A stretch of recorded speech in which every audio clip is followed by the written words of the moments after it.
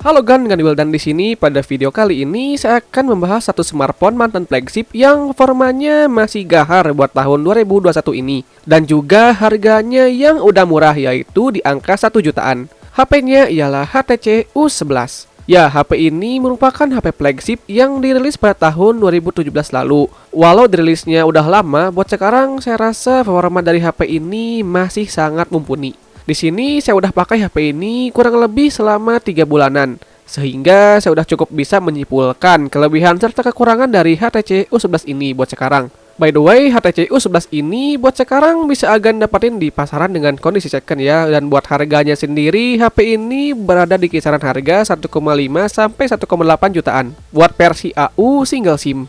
Ada juga yang versi global dual SIM, namun harganya lumayan beda jauh dari versi AU, yakni di angka 2 juta sampai 2,3 jutaan. Kalau pengen minang HP ini harus pinter-pinter nyari penjual yang ngejual dengan harga murah sih. Buat unit yang saya pakai ini yaitu versi AU single SIM.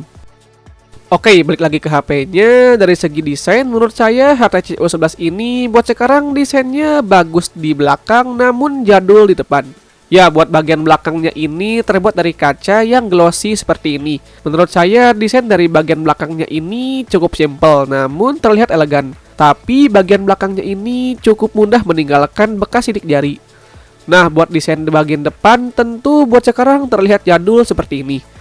Ya, itu bisa dimaklum mengingat HP ini dirilisnya pas lagi belum musimnya layar beraspek rasio 18:9 seperti sekarang ini. Walau desain depannya jadul, namun saya sangat puas dengan kualitas dari layar HTC U11 ini. Layarnya punya resolusi 2K dan tipe layar yang digunakannya yaitu Super LCD 5. Buat kualitas gambar yang ditampilkan di layarnya ini kerasa tajam, detailnya dapet, pewarnaannya pun kerasa pas dan nggak terlalu over dan nggak terlalu pucat.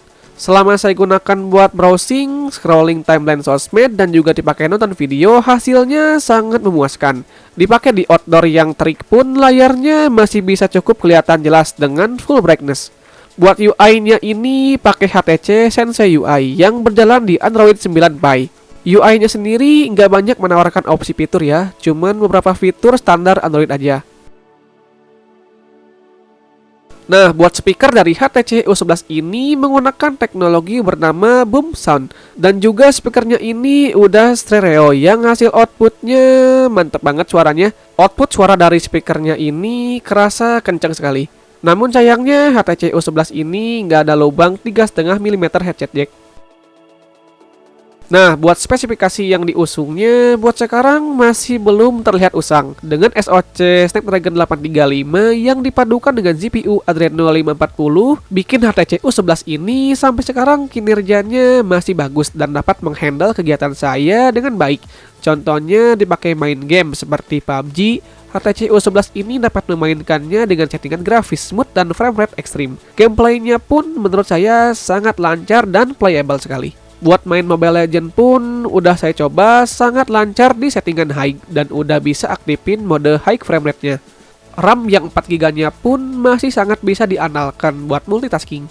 Dan jikalau memori internal yang 64GB-nya dirasa masih kurang, HTC U11 ini menyediakan slot untuk memori eksternal microSD.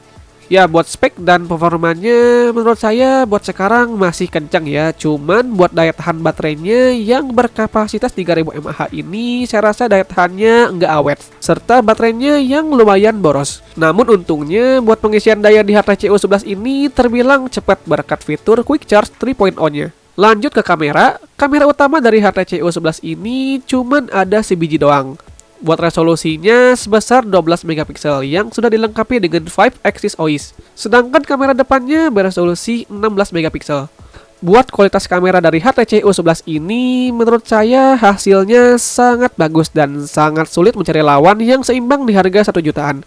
Hasil foto maupun video yang dihasilkan kameranya kualitasnya bagus kalau cukup cahaya atau pada siang hari. Namun buat foto low light-nya jujur menurut saya kurang bagus karena seringkali detailnya kurang dapet dan ada sedikit noise. Mungkin buat sisanya bisa Agan nilai sendiri ya.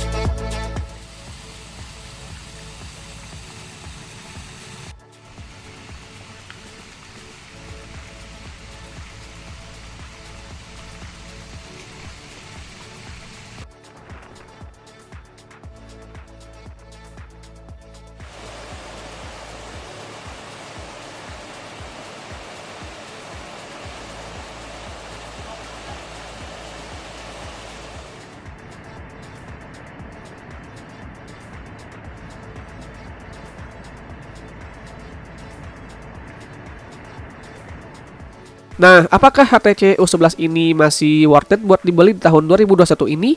Bisa saya bilang HTC U11 ini sangat worth it sekali buat dibeli di range harga 1 jutaan. Dan menurut saya HTC U11 ini adalah HP terbaik di harga 1 jutaan buat sekarang. Rasanya cukup sulit ya mencari lawan seimbang HP ini di range harga 1 jutaan setelah segala kelebihan yang dimiliki HTC U11 ini. Kelebihan pada HP ini menurut saya ada pada kualitas kameranya, kemudian layarnya yang punya kualitas bagus, kualitas speakernya juga mantap, serta dapur pacunya yang masih gahar dan bisa menghandle kegiatan ringan sampai berat. Kalau ditanya soal kekurangannya, menurut saya ada di sektor baterainya yang daya tahannya kurang awet. Serta HP ini tuh bukan HP resmi ya, sehingga kalau ada kerusakan pada HP ini lumayan bakal bikin ribet juga. Dan juga buat cari ketersediaan HP ini buat sekarang lumayan susah. Nah, mungkin cukup segitu dari saya. Semoga bisa jadi pertimbangan buat Agan yang mau minang HP ini atau yang masih punya rencana buat minang HP ini.